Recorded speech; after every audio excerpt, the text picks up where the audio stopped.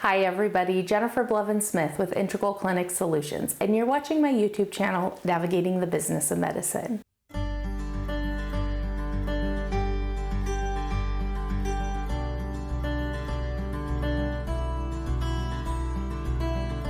Today I want to talk about quality assurance, and then I will release another video about quality control, and then I will also do a third part, which is quality improvement. So they will be small videos, but they will all go together because this is really important no matter if you have a small practice or a medium-sized practice or a large practice. Quality assurance, in my eyes, and as an administrator, I think of it as your policies and procedures and the development of those before you open. It's really important that you have policies and procedures established before you start seeing patients and before you hire and train your staff. Policies and procedures is what's going to help you in the next stage of quality control and ultimately quality improvement. Quality assurance basically encompasses identifying the areas that you want to make sure have some sort of stability and efficiency. You're going to assess that. You're going to do any kind of corrections to it after you assess it and establish it, and then you're going to monitor it. So quality assurance in a way could be like a big umbrella that encompasses the quality control and quality implementation, but there are also the steps that you take while you're making those policies and procedures, and then you also implement part of this during quality control and during the quality implementation. Small practices, medium-sized practices, private practices, they tend to struggle a little bit with maintaining any kind of quality because of the limited resources, the kind of technology that you have at your fingertips, because it is expensive to upgrade technology as it advances, staff time, or finding someone who is well versed or understands the quality measures, quality assurance, quality control, all of that. And so unfortunately, it feels like probably the smaller practices aren't as good at keeping up and monitoring all of this as maybe the larger corporations. Nonetheless, it's still something that needs to be done. There are many studies out there showing that by ensuring your quality assurance is kept on top of and demonstrated and done on a regular basis, you have improved clinical outcomes, you have increased patient satisfaction, you have increased staff engagement with your process because you will need to involve them if you're doing it the right way and asking them to help and identify certain things and come up with solutions. And they're going to have more satisfaction in their job with that. So that means you're probably going to retain staff more. You're going to have more efficiencies in the office, which ultimately will save you money, and you'll see decreased costs in some of the overheads in which it's related. And so, I mean, there's so many benefits to it, even though there is kind of a quote unquote large upfront cost, whether it's staff time or paying somebody to do it.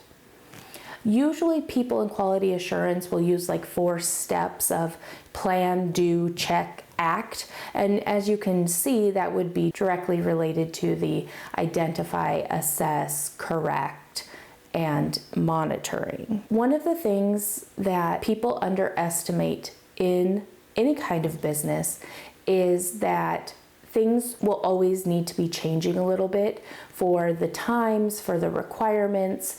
It's just the nature of business. It's the nature of just how things kind of evolve naturally. And if you're not willing to be flexible and identify those things and try to move and change with that natural occurrence, you're going to find yourself kind of getting behind, or patients being not as satisfied, or your staff not being as satisfied because they know that things are changing even though they don't maybe identify it in that way, but they could get frustrated that you don't have more of an updated process to do something, or a machine or some kind of tool that they would be able to use to provide better patient care. Or patients get frustrated because you maybe don't want to offer a patient portal, or you don't like the online scheduling option, and they get frustrated because they can use it at their other doctor's offices, or the staff know friends that work in other medical offices that brag and get excited about these changes,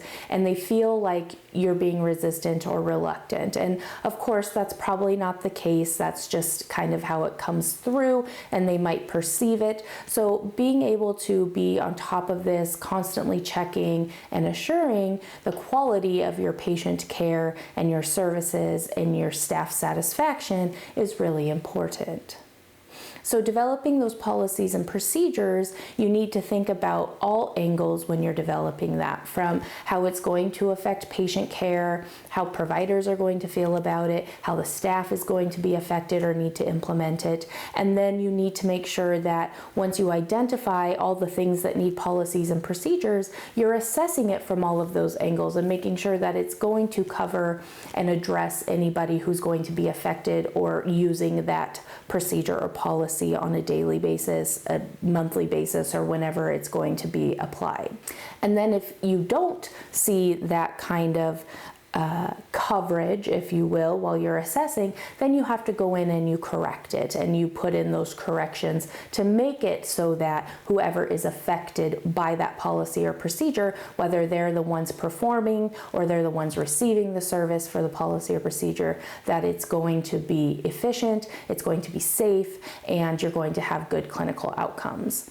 And then of course you would have to continue monitoring that to make sure that stays the case, because of what I just talked about, the natural evolution of things changing over time.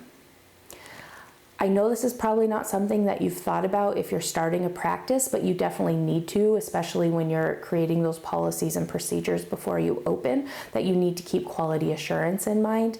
And then you're also going to need to keep in mind that you're going to need to be bringing up and addressing the quality concerns for quality control and quality implementation, which we'll talk about, like I said, in the next few videos. So just, keep that in mind, use those approaches, do some more research on your own about medical quality assurance and healthcare, and make sure that you're not going to be left behind or going to be too restricted in whatever choices you make in whatever kind of ways that you put in policies and procedures, that it's going to restrict you from being able to adapt over time. So if you have any questions or comments on the topic of quality assurance, please leave that in the comments below. Smash the thumbs up button if today's video was helpful, and subscribe to my channel if you haven't already. Thank you so much. Take care of yourselves. We'll talk to you soon. Bye-bye.